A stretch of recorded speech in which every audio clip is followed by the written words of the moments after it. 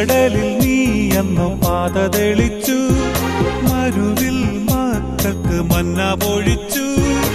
എരിവെയിലിൽ മേഘക്കണലായി, ഇരുളിൽ സ്നേഹനാളമായി,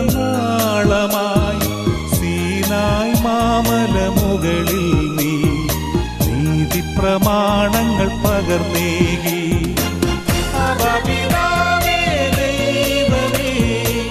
അവിടുത്തെ രാജ്യം വരേണമേ, അങ്ങേ തിരുഹിതം ഭൂമിയിൽ എന്നെന്നും നിറവേറേണമേ. ഇസ്രായേലിൻ നാഥനായി വാഴുമേ